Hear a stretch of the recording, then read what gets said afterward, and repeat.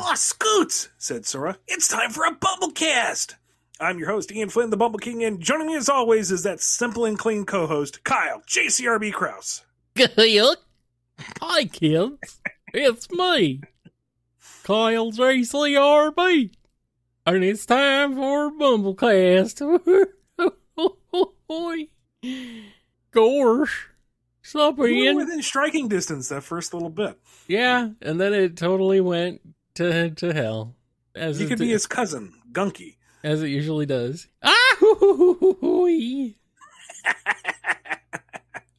Anyway, what's up? We are here for another priority Q&A with our questions coming from our sponsors over at patreon.com/BumbleKast, Ko-fi.com/BumbleKast, and our YouTube members. And there are a lot of them, so let's go ahead and just hop right on into it because we got a lot. So We do. yes, we're starting off with this one from The Cartoonist. You mentioned Venture Brothers, and it got me curious as to your thoughts on how you feel about the show. Did you get far into it, and do you ever go, "This is how you do character development" with that show? I saw the special, and I'm pretty sure I'm caught up on the regular season until it got unceremoniously unrenewed. But have you seen it, Kyle? No, actually. Okay, then I will try to avoid spoilers, but it started off as very much a lampoon of Johnny Quest and those old Hanna-Barbera adventure series, and it grew from there into a lampoon of sci-fi and superheroes and kind of pop culture in general. And the cast just continued to grow and grow and grow as they, had these one-off joke characters that got super popular. And so they started coming back. And the whole thing is delightful. I feel like it kind of dragged around the time Brock left the main cast for a bit. But then, I don't know, somewhere around the time Dr. Venture was approached by... Sorry, I'm cracking up with the name anyway. Dr. Killinger. His magic murder bag. I feel like that's about the time it started to fire on all cylinders again. Wow. Funny aside, real quick, a friend of mine, her uncle is actually the voice actor for Dr. Morpheus. And we were all going to be at the same wedding, and I said, "So could he do your vows in the voice?" And he's like, "No, he's not going to do that." I'm like, "Yeah, no, that would kind of throw things off track." But I never did get to meet him, but that was a big party. Dr. Morpheus being a riff on Doctor Strange, who is very much over the top until he has to bring it down a notch. But even then, he's very much high strung. It's a really good show overall. Like it's fun. Wow. I don't know if I would say it's the best case study for character development, because I kind of feel like the show was discovering itself as it went on. Like eventually the creators realized, oh wait, we could actually take this a little seriously and explore things more than just it being its own kind of goof on the tropes. A series that, runs for so long and builds its own mythos to the point where it becomes the very thing it was lampooning to begin with. But there are, stronger through lines than others. Watching the Venture Brothers themselves kind of break out of where things end in the last season, they're finally starting to break out of the cycle that they've been born into. And I really do hope we get to another season, because I want to see where they grow from there. Because a very big theme of the show is the cycle of this nonsense, superheroes and super spies and super villains, and how it's all very self-perpetuating. And what happens when you finally just step back from it and say, no, this is stupid. Why are we doing it this way? And Rusty himself is an exploration of what does being born into that kind of system do to a child. So I'm really interested to see where Hank and Dean go, because it looked like they were maybe starting to break out. but would they be dragged back in? I don't know. There's a lot of neat things in there. The relationship between the Monarch and Dr. Girlfriend is way more compelling than it has any right to be. And Henchman 21, what can you say? I love him. I love every little thing about him. He starts off as, kind of the Rocksteady and Bebop duo. And he's also like this complete giga nerd. He's just kind of there. And then he eventually morphs into the badass that he always wished he would be without losing who he is. It's a lot to go through, to be sure. Wow. But I don't know. It would be a fun thing to marathon and see all the crazy twists and turns and retcons and whatnot. And when I say retcons, I don't necessarily mean that in a bad way, because that feels like it's part of the show. Right. Like they look at what it's based off of and, kind of incorporate it. So the retcons almost feel intentional. Like we are going to make a point of retconning this later, because that's just how you do this type of show. Mm-hmm. Wow. Interesting. The cartoonist also has a question for you, Kyle. Uh-oh. Hit me. Have you heard of J.G. Thirlwell's music before? Thirlwell. Yeah. No, I have not, actually. I meant to look this up before we got to recording, but slipped my mind and everything happening. So anyway, I have not heard of J.G. Thirlwell before, but looking him up, I see that the connection here, there's actually a connection with your question, Ian, because J.G. Thirlwell is the composer for Venture Brothers. Okay. And they are also the composer for Archer. Oh, really? So, same composer for both of those. And you know what? I can kind of hear it. Venture Brothers is a very aggressive soundtrack, almost oppressive. Mm-hmm. Like just the main theme alone is kind of confrontational. And there are some action scenes, especially in the earlier seasons, where the theme is just blaring and things are utterly chaotic and it's almost nightmarish.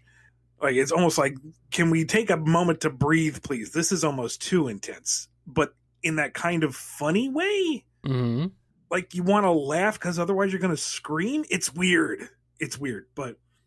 And Archer is still got a lot of intensity to its soundtrack, but it's definitely less aggressive. Right. Well, based on the first of all, JG's music history goes back to like the early 80s, late 70s, early 80s. So it sounds like it's like, post-punk going into 80s rock, going into industrial, and just apparently all kinds of different genres and blending them all together. So it sounds interesting, but no, I'm not familiar with him. I recognize some of the people he's worked with. Like, I know Faith No More. I know Nine Inch Nails, Pantera, and what was the other one he did? Oh, Nick Cave and the Bad Seeds. But yeah, that's about it. I've not heard it before, no, at least not knowingly. So, but maybe I'll check him out. I mean, if I watch Venture Brothers, it'll probably be part of that. So, it's also really funny because early seasons of Venture Brothers goes for that very stiff kind of skip frames of animation style, right, to really mimic that old Hanna-Barbera stuff. And then as time went on and the stories evolved and the characters became more three-dimensional, the animation style changed to be a little more traditional. Huh. And it's just kind of fun watching that evolution. Huh. Cool. Well, maybe I'll get around to that eventually, at some point. In the meantime, though, we got a question here from Tempo. So what do you guys think of the zone names from throughout the franchise? Some of them are pretty standard, like Green Hill Zone, Aquatic Ruin Zone, etc. But what are your opinions on the more unorthodox names? Didn't seem to have an inclination toward these, especially in their late game zones, such as Cosmic Angel Zone, True Area 53, Non-Aggression, and Exception. Do you guys think that the zone names getting stranger the farther you get into the game helps with immersion? I don't know about immersion, but it does kind of help break up the tradition, I guess, so that you know things are getting a little more serious. You don't have you don't have adjective noun zone anymore. It's something kind of unaffiliated or esoteric, and you're like, what am I in for? What am I doing? So, okay, you know what? I guess in that way it is kind of immersive. So I rescind my previous comment and agree with you. I mean, they're fine. Like, I don't know. I don't have really any profound feelings on the zone names necessarily, except for one of them. Because it's, it's Hydro City. Because it's a city of hydroness. That's why. I'm with Sonic on that. I'm so very, very tired of this discussion. I know. So am I. It's my own fault. I waged war. I waded straight into that bayonet in my teeth, ready to go. But yeah. Now the joke is tired. We're done. Yeah. My only argument about that is that it's like there's no other zone name with that sort of wordplay in the franchise up to that point.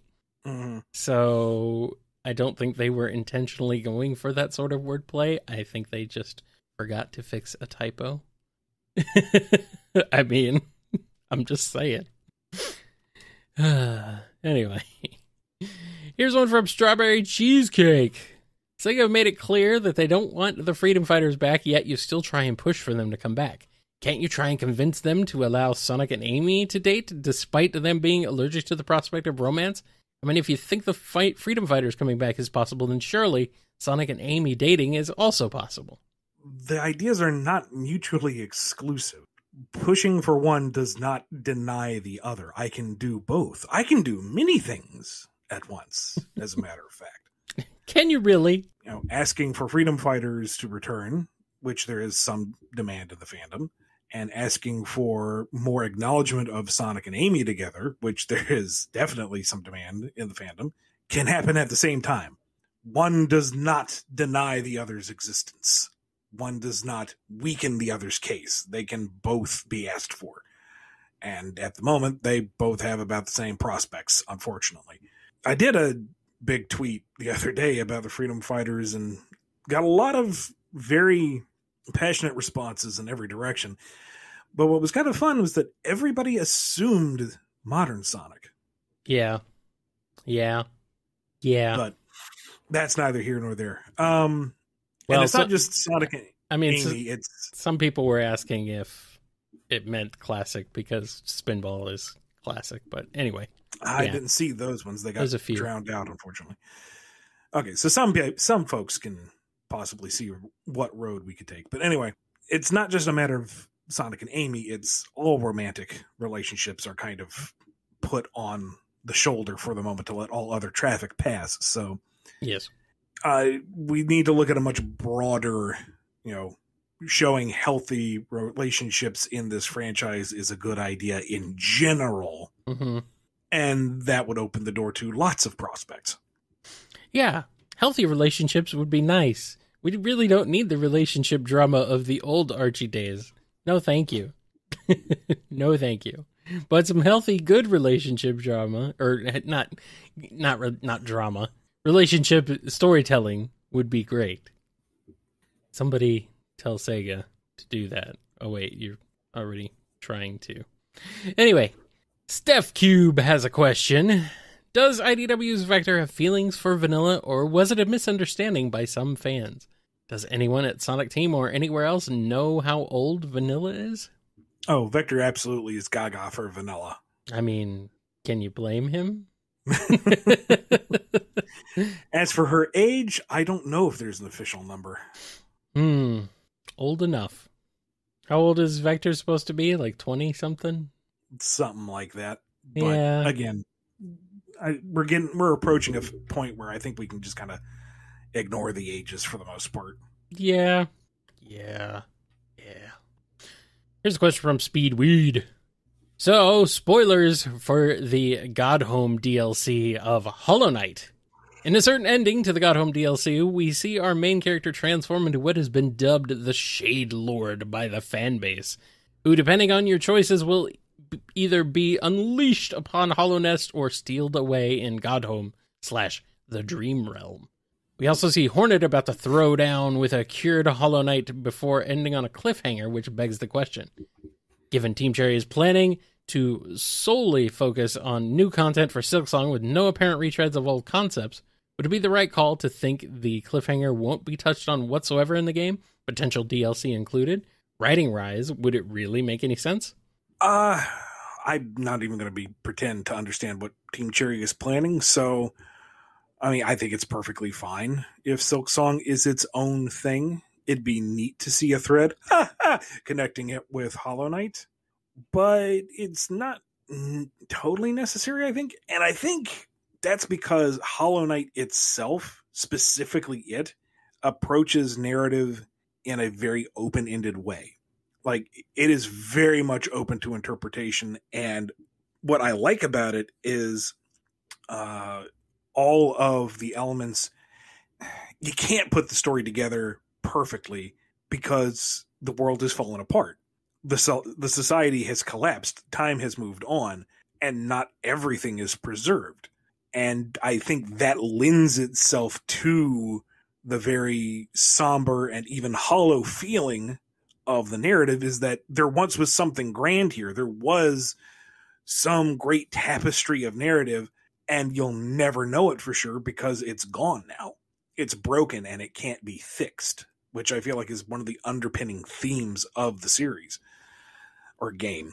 I guess it's not really a series technically, but you know what I mean. Well, it will be. Yeah.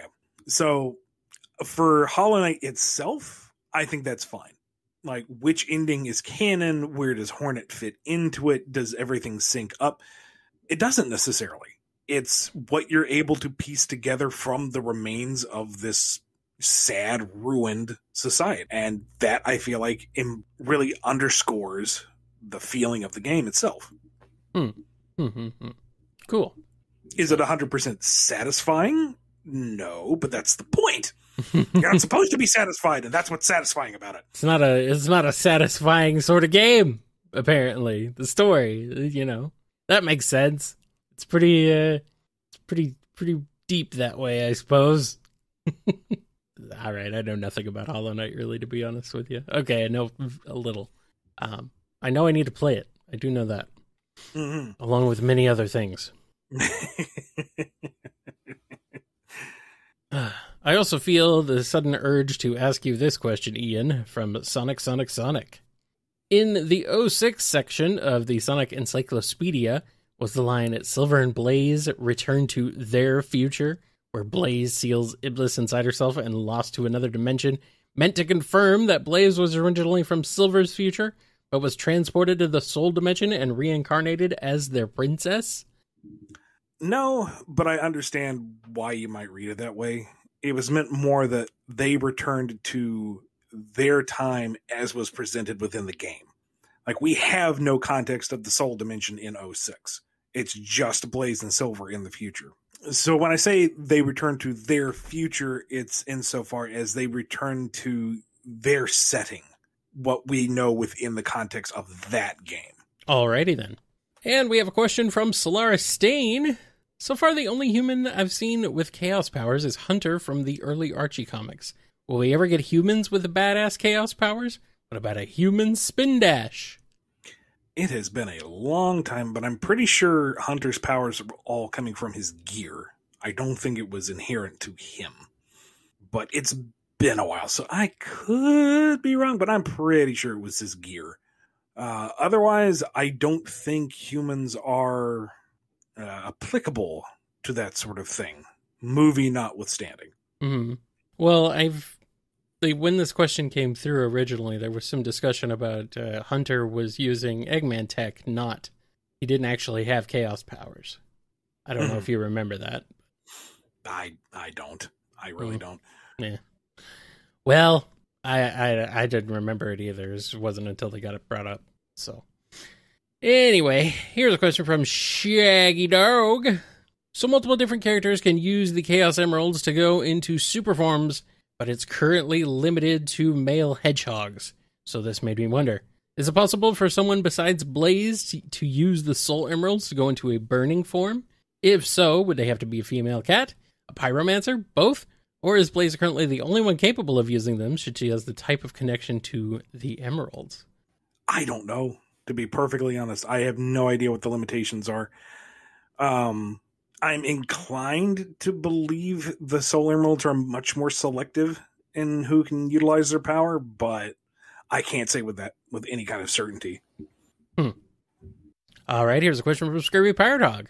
Something I've noticed with Eggman, his main weaknesses, or his flaws, if you will, are his obsession with Sonic, but also how he can be overconfident in his own plans. But in contrast, Starline seems to always underestimate his opponents. In the Metal Virus, he automatically thought the Conk would keep the Zeddy under control. In Bad Guys, he thought none of the bad guys would see through his plans, and in Imposter Syndrome, he thought it would be easy to keep Surgeon Kit under control, or how he assumes he can control whatever mech Eggman activates, not considering Eggman has an offline mode. This seems to be a contrast to Eggman, who usually goes all out in trying to defeat Sonic.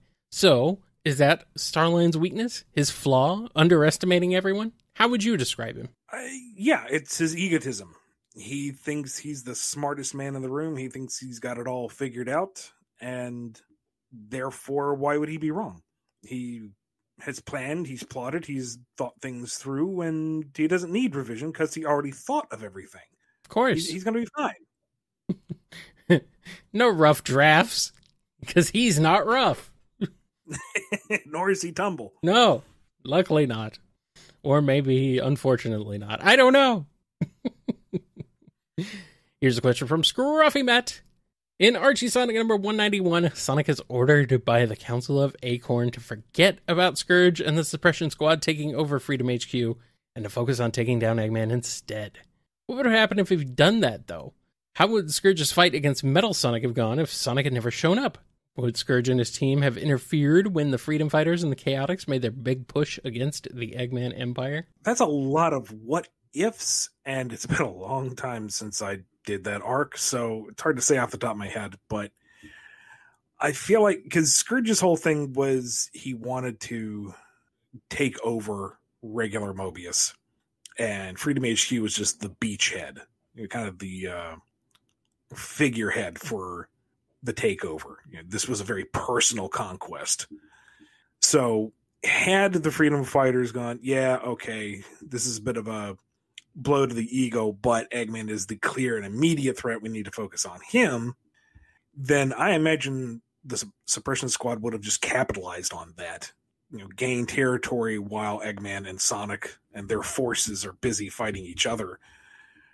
And in that scenario, Sonic and the crew take down Eggman and all that jazz, only to come back and find New Mobotropolis has been conquered by the Suppression Squad. Well then, we're going to take a quick break after we answer this question from And Tails. It's time for a death battle. Christopher Thorndike versus Christopher Robin. Who would win? Will Thorndike's money save the day, or will Robin turn the tide by calling forth his horde of animal friends? If Robin can rely on Winnie and Tigger to aid him, would that also mean Thorndike can summon Sonic and Tails for this epic showdown? If so, that'd be a pretty one-sided fight. Now see, when Chris Thorndike gets lost in his own little world, he denies Sonic the ability to go home and endangers the entire planet in his selfishness. More like Christopher Thorndork. When Christopher Robin goes off into his own little world, he enters the 100-acre wood and has lots of lovely little adventures. Yes. So one has a wholesome and character-building scenario. The other one is the sad sack. Which one is which? You decide. Oh, wait, I think we already know. I think we already know. If they came to actual blows, it might be Thorndike for the win, because we know he fights dirty. He betrayed his best friend in the tournament. Little scumbag. Christopher Robin is a child of refinement, of culture. Never would he stoop so low. Yeah.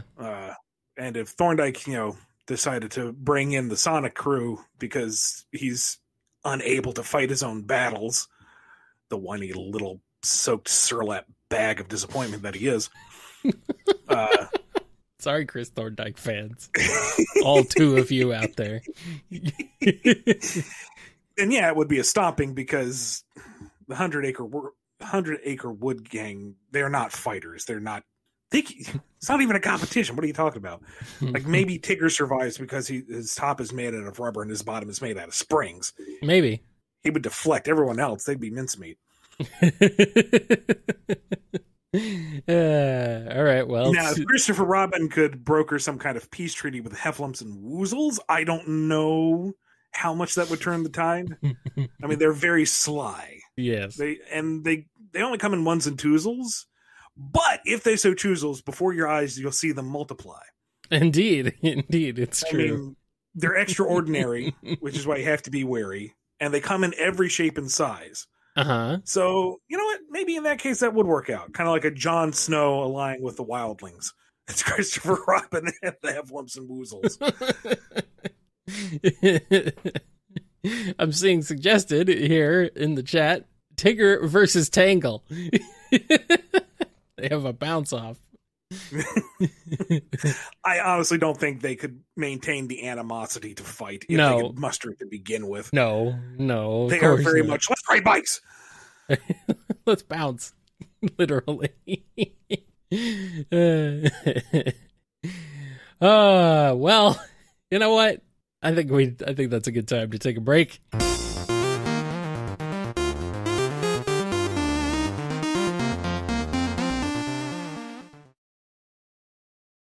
We're back, and got a question from Scourge Time. It's storybook time. Merlina summons the wrong hedgehog instead of Sonic. It's Scourge. How would the story go? Will the world come to an end? And, of course, what would Scourge's version of Sonic's Excalibur form look like? So, the first half of the game would probably play out very similarly, just because Scourge is being asked to overthrow the government. You don't really have to ask him to do that. He'll just do that on his own. Please, noble sir, usurp the king. Bring down his government. Yeah, sure. Whatever, babe. Like, Caliburn would not be on board for this, but he's kind of bound to it, and Scourge would beat him against a tree until he submitted. So things would go fairly on point until we get to like the actual duels. He would let Sir Gawain commit suicide. He would not save Sir Percival from the volcano. He has more than enough will to fight the knight and take out Lancelot. So he would be kind of on his own. And then Merlina would have her heel turn and reveal what she was ultimately up to. And Scourge would be like, oh, so the whole thing was just to play me, right? All right, I'll take you down too. And we have similar progression to the game after that. He would have cultivated the swords because, hey, trophies. He won fair and square. He gets all the bling he wants. So he has the swords on hand to get his Excalibur form. So instead of Excalibur, I'm going to say he gets like the Clarence sword, the sword of Mordred, because that seems in theme. Yeah. And it would totally be like a black but like iridescently purple version of the Excalibur armor. Like 100%. That would be and awesome. Then he beats up Merlina, and he's like, yeah, you're going to have to live out the bad end of your book till it's bye. He goes home, finds a copy of the book, and just throws it into the fire. Of course. Of course. Pretty much. Uncaliber. Wow. Amazing. I like it. I want to play that version now. Here's a question from Ryoko Shion. I saw that the Flicky Island will appear in Origins, and I had a doubt. Is Sonic 3D Blast canon? I like the game, even if it doesn't add much to the lore in general, but I wanted to get rid of the doubt. Yeah, it's canon. Cool. 3D Blast gets a bad rap, but it's a fine game, especially with the director's cut patch. Mm-hmm. That fixes a lot of problems with it. But even without it, I still like it. It's nowhere near as good as the other 3 Genesis Sonic games, but you know what? There's much worse on the Sega Genesis, so I'm okay with that. Here's one from Radri. From a rating of 1 to 10, if you had to rate your experience in terms of general exhaustion in regards to Sonic stuff, what number would you say you are? One being you're supersonic with unlimited rings, as in not very tired at all. Or 10 being you're the Sega Genesis, aka done. Come now. The Genesis isn't done. Well, it's still getting like... It gets homebrew here and there sometimes. Yeah. Now, if you said like the Nomad, yeah, okay. But the Genesis is done commercially. I suppose. Yeah, and also the Nomad isn't done. There's a screen mod for it that makes it way better. Really? Yes. Oh, and man. use a lot less power. God. Yeah, same with the Game Gear. Yeah, man, it's the console handheld mods especially these days are incredible. All the backlighting mods and screen swap mods and stuff for the Game Boy, DS, or not DS, Game Boy Advance, Game Gear, Nomad. It's kind of crazy. So anyway, this is not related. It varies day to day, but I don't know, maybe a 2. I don't know, man. With the way Frontiers has been going, I'm kind of at an 11 these days.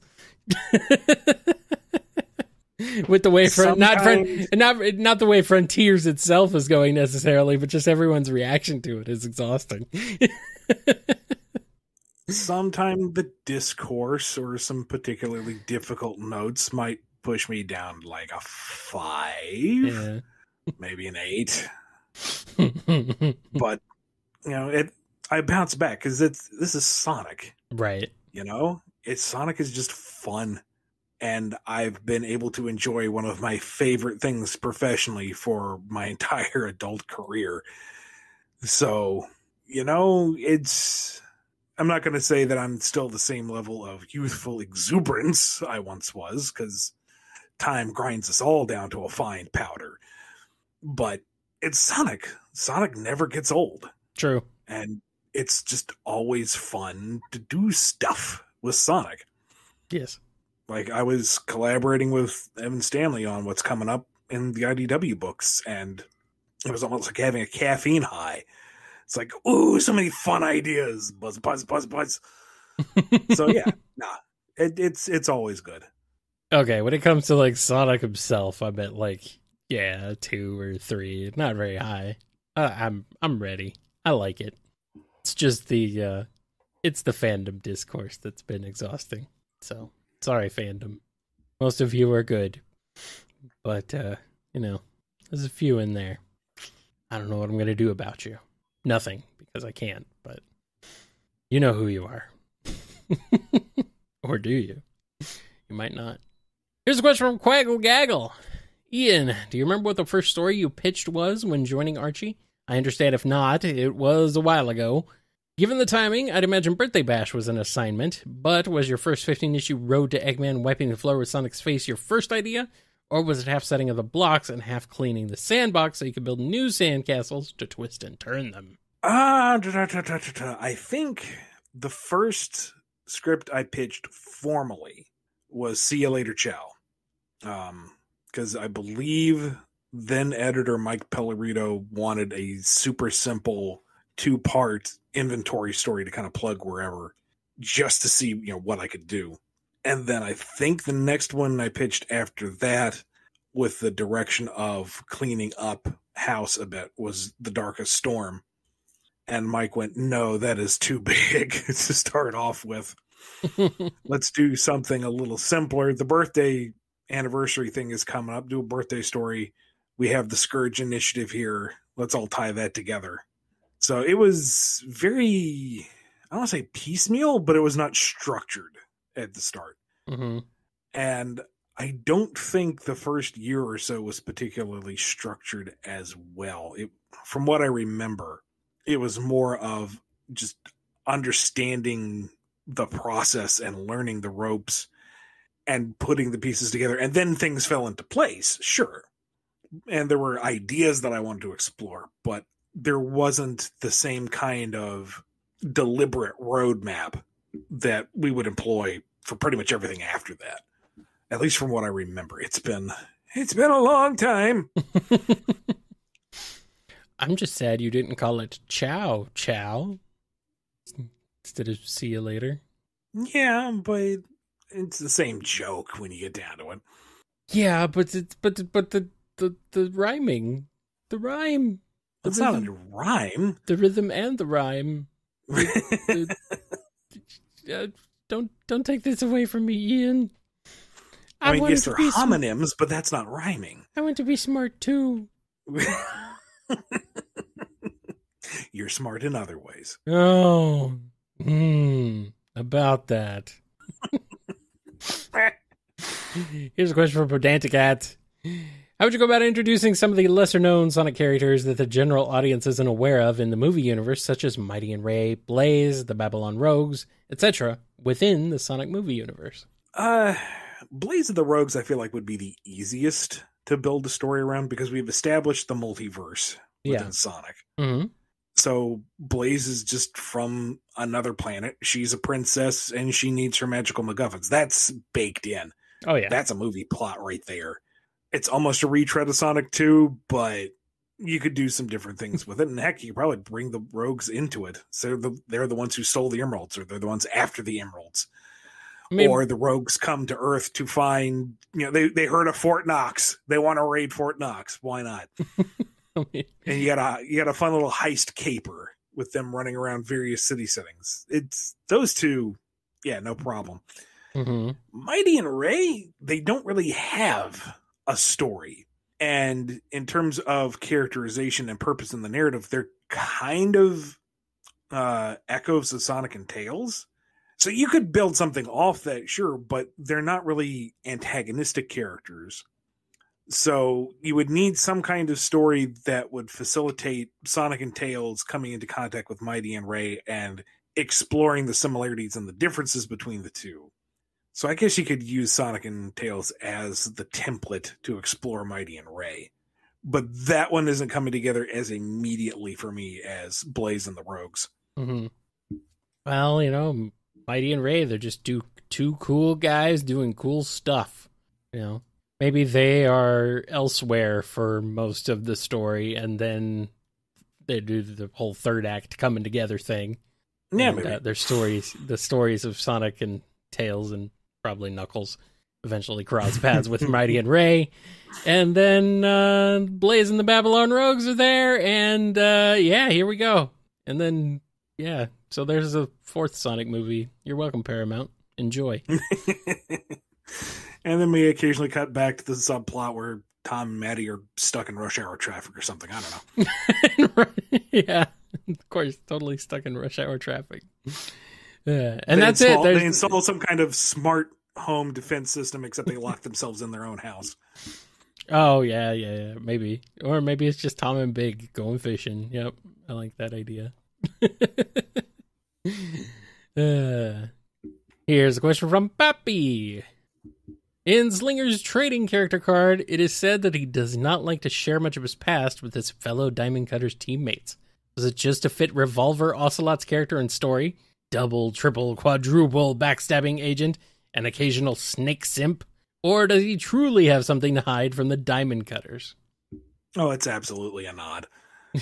I mean, the whole Diamond Cutters is a nod to... I mean, they were built to die. They were given just enough structure so that you felt like Whisper had a reason to connect with them. And now they're dead. Forever.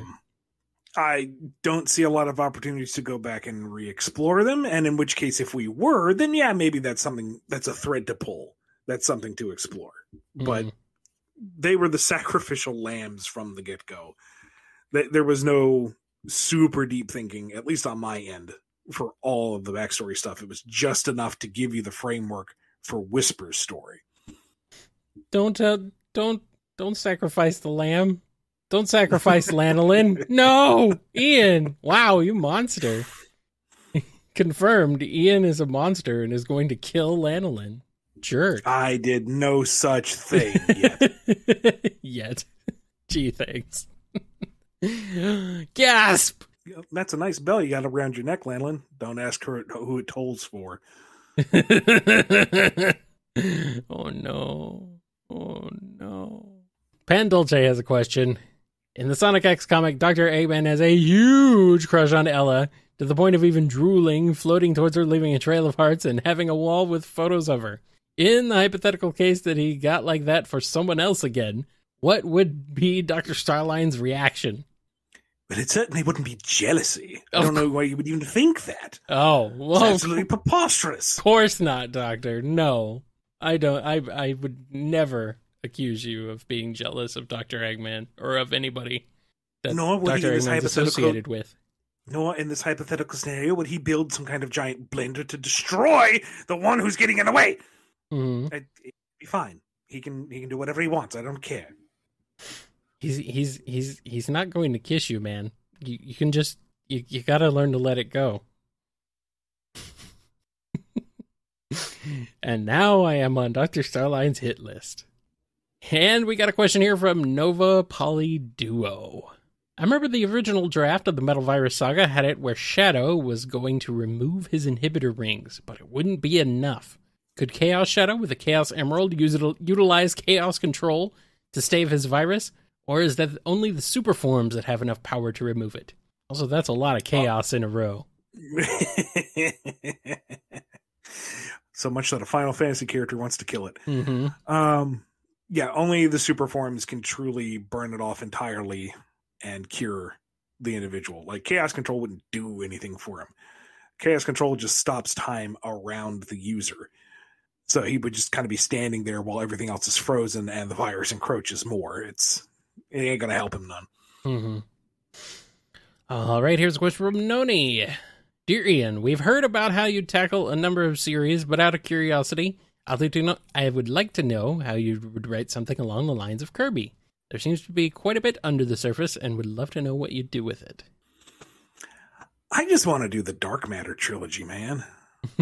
I don't know how much mileage you can really get, how much compelling narrative, because a lot of Kirby is, just the whimsy of the stages itself. It's not really a super story-driven game. You might be able to get 3 parts out of it, because it is a trilogy. But just like, the whole turn it on its head where you think DDD is the problem again, but oh crap, he's possessed by some kind of dark gooey eyeball thing. Didn't see that coming.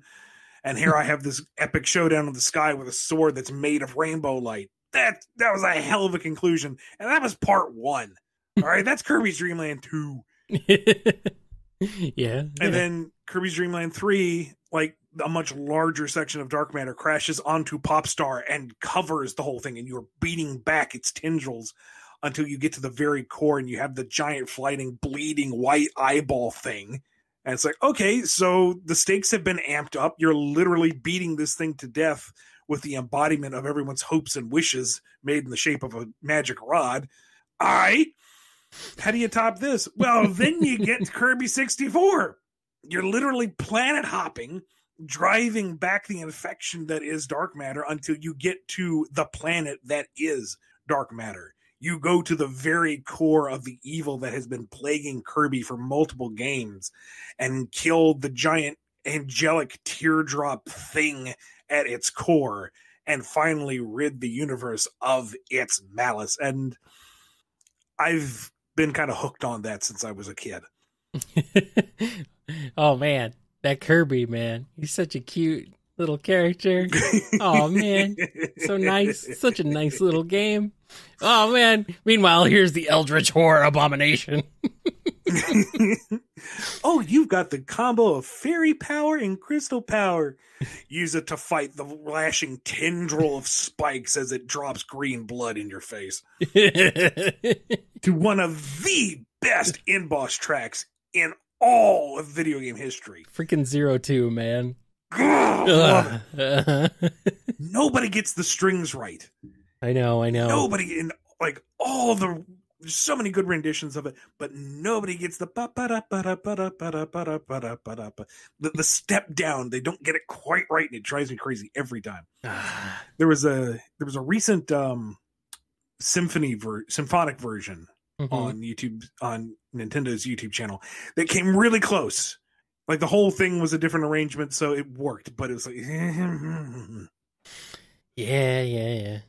All right. Well, Maybe someday somebody will get it. In the meantime, we'll get into this question here from Mobius.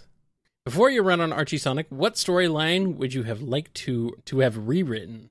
It could be from the main Archie book, the specials, the 32 issue Knuckles series, and you have complete freedom. The choice is yours. It's hard to say because those were all written with different editors, a very different climate at SEGA, different outlooks on the book itself of the franchise. It's very easy to sit here and now and look back and say, oh yes, I would have totally redone it this way. Mm-hmm. For better or worse, they're products of their time. Yeah. Even with the caveat of, you can do whatever you want. I don't feel like it's completely fair to the creative teams of then because they didn't have that freedom, That being said, one of the few that kind of pops into mind is I would have liked to have seen a reworking of the Hunt for Nagas arc, which was started by Carl Bowlers, and the pitch that you get in like the frontis of one of the issues is that Nagas has gone around the world to recruit the various sub-bosses under Robotnik to unify them against the burgeoning return of the Kingdom of Acorn. Mm-hmm. And Sonic and Tails are going from region to region to stop that. That's a really cool idea. Except editor Justin Gabri turned it into this kind of hodgepodge of stories where a variety of writers came in and they did their own thing. And then it was up to Carl to kind of tie it together at the end. And that's when we got the whole Nate Morgan thing. Mm-hmm. So it would have been nice to have seen that core premise explored differently, which would have required a lot of things to have changed, but obviously. We talked about Endgame in the past, and there are other folks who have done a much more thorough deconstruction of that than I could ever hope to do, and I really don't care to because it's old and we've long since moved on from that. Mm-hmm. And I don't know. There's a lot of like stuff that's like, oh, sure, it'd be nice to retool it, knowing what we know now. But it is what it is, and I grew up reading it. I enjoyed it at the time. It kind of shaped who I am and gave me the groundwork to build my initial run. Right. So I don't know. It's let it be, Mm-hmm. Mm-hmm. Just never forget, Sally was supposed to stay dead. And then she was supposed to be the robotic clone. Mm-hmm. Anyway, here's a question from Miles the Prower. On a previous BumbleKast, Ian said Scourge has no tolerance for children. I was wondering how he would react to having his own child. Would he care for them or not really acknowledge them? See, my knee-jerk reaction to that is, he would just, be a terrible, non-existent father figure. I'm assuming he has many of them and he doesn't even know. Let's not go there. But then I remembered that bit in the Jules and Scourge story where we get that glimpse of young Anti-Sonic trying to get some kind of acknowledgement from Anti-Jules. And it's like, okay, so how did that influence Scourge? If he were to find out that he was a proud papa, would he make the attempt to be a decent father figure because he never got one? Out of spite more than anything else. But to see this opportunity of, I'm going to do better than my old man. I'm actually going to be a dad. Except it's Scourge, so he would ruin it horribly. Or would he not? Because he is a selfish, self-centered egotist whose entire motivation is to be somebody else. And there is no room for anyone else in his life at that point. I think there's 2 or 3 possible avenues to really explore that could be really interesting in that regard. All right, here's a question from Miggy Sawdust. So, Ian, are you voicing Big or Froggy in the new show? Well, I don't like to brag, but no, I wasn't even approached. I've not heard anything, no offers made, nobody talks to me. No, I'm not. Oh, that's sad. That's sad. What would Froggy say? Ribbit, I guess. Ribbit? Yeah. That's it. Oh, well. And our final question this week comes to us courtesy of Ko-fi supporter. How many ears does Sonic have? Because to the best of my knowledge, he has an ear on the left and an ear on the right. But what about Sonic's front ear? Because it has Sonic front ears. He's got front ears. On the game title. He's got front ears. Yep, he's got front tires. He's got front tears. Man, you guys are really you guys are clever. This is not a joke, but an incredible simulation. I'm not throwing you under the bus, Ko-fi supporter, whoever you might be. It's just that joke was getting tired before the Hydro City Hydrosity thing started up. So I am done with it. But thank you for the support and for putting it out there. Hopefully our dry, very dry, you need a drink after that reply dry was at least amusing. Sure. They also have a question for you, Kyle. Yep, I see that. How would you pitch a Cankles the Echidna for IDW? Oh, I pitch him all right. Pitch him right into the trash. That's where he's going. Right in the trash. Cankles the Echidna. Yeah, this Cankles culture thing is really vicious. I know. Anyway, yeah. That's what I would do. Right into the trash can. Really? Boom. Not even gonna try? What? That is me trying. I tried my best, and I mean, I would try to see if I could, get a nice nothing but net landing with Cankles in there in the trash. But yeah, I don't know. What am I supposed to do, Ian? What even is Cankles the Echidna? Cankles is Knuckles' long-lost second cousin, twice removed on his aunt's side, who really wants to be guardian, but he can't really because of the asthma and the low blood sugar and the ADHD and the lack of motivation and the fact he doesn't live on Angel Island and doesn't have enough cab fare to commute. But darn it, he's going to give it that old college try. Knuckles is going to tolerate it because he really doesn't want to hear his aunt give him another earful about denying this boy this desire to be in front of the rock. Fine, he can stand there, and if a buzz bomber shows up, maybe he'll throw it at him. Or him at it, whichever comes first, whichever's an arm's length. Yeah, which aunt was it? Archimedes? Well,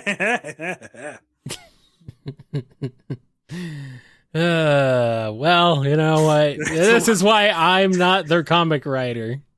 It's the long lost Aunt Lorem Ipsum.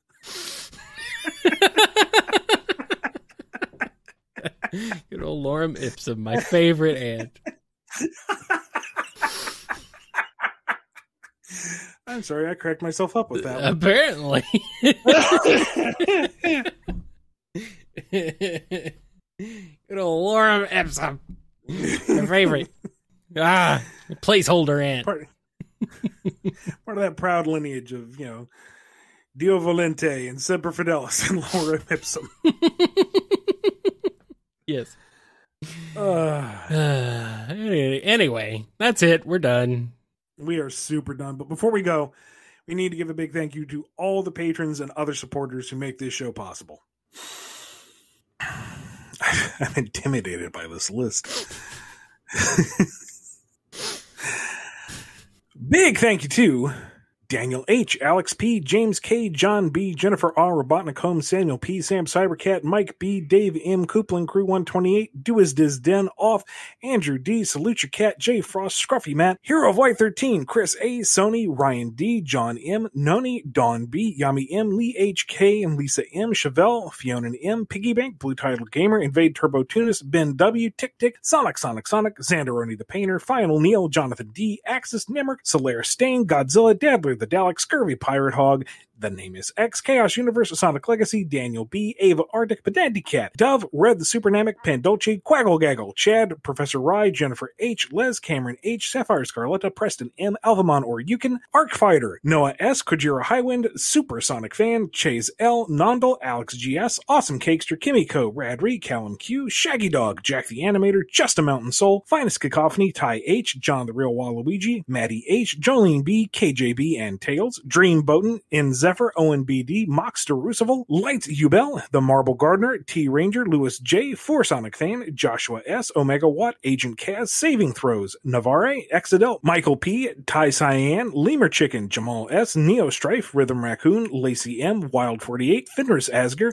Pap, Delta God 77, Dapper Shinks, Miggy Sawdust, Pig Dan 20, Jinx Unlikely Veronica, Spiral Warrior, Lucky Lychee, Angela V, Dr. Meccano, Oz Jam, Miles the Prower, Shimmy M, Starlight Sec, Zed Cartoonist, Strawberry Cheesecake, Steph Cube, Speedweed, Scourge Time, Nova Polyduo, Mobius, Kofi Supporter, Madeline Bluestar 7, Joester SSB, Digama, Damien B, Chaos Sonic, Ryoko Shion, Metamode, Danny Light, Frost the White Lion, Agnes S, and Wheels 282 Hedgehog.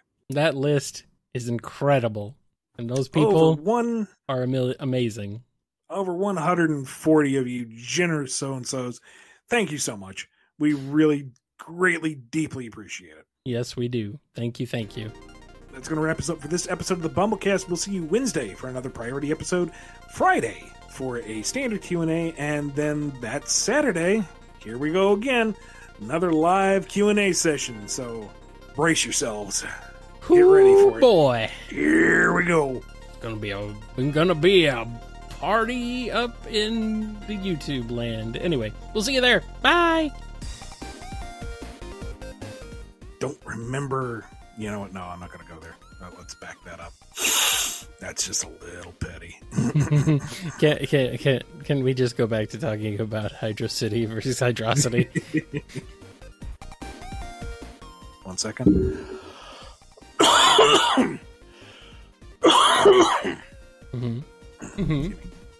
Interesting.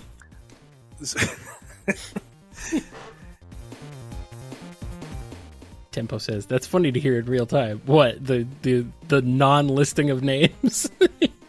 It's a fairly recent thing. Actually, we used to record it for every episode, but then it became 100 and plus names, and, well, then, yeah. Yeah. You've been listening to the BumbleKast, a co-production of BumbleKing Comics and the KNGI Network. Original theme music composed by Ken Coda Snyder. Remixed intro by T-Lopes. Find out more information, along with podcast feeder links, MP3 downloads, and more at bumbleking.com and kngi.org.